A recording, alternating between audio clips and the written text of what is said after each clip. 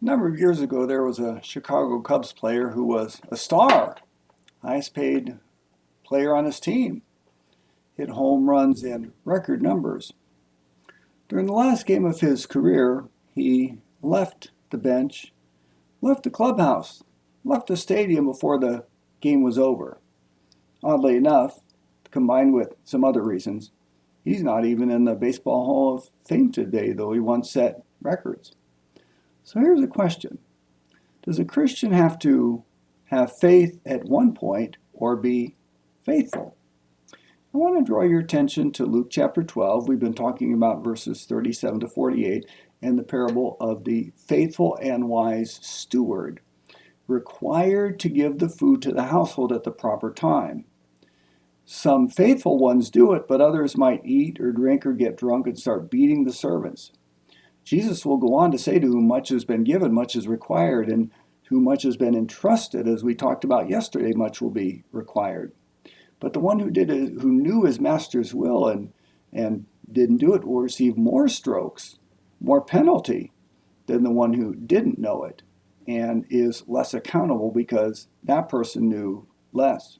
Here's what Jesus is saying. You can't separate faith from faithfulness, or to say it a different way, it's not that we're just supposed to have faith at one point in our lives, like when we're saved, and do our best after that. No, faith and faithfulness go hand in hand. And according to the parable, God will either reward or punish us for our faithfulness or faithlessness. Here's what that means. I can't just play 3/4 of the game and leave during the fourth quarter. I can't just play most of the season, but then not get on the field for the last 5 games. I can't just do most of spring training, but have to go all the way through the playoffs. Some people, sadly to say, check out of the faith at some point. They stop learning, they stop growing, they even stop serving. That's tragic. Because when Jesus says in another verse in Luke, when the Son of Man comes, will he find faith on the earth? He means faith is connected to faithfulness. Doing the tasks God has assigned all the way through the fourth quarter, all the way through the season, all the way through the playoffs.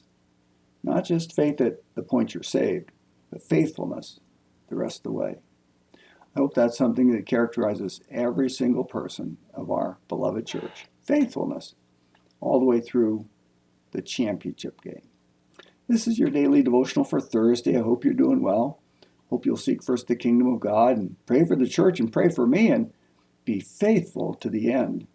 To the one who's faithful to the end, Revelation says, that one receives the crown of life. God bless you in your faithfulness and as you serve him today.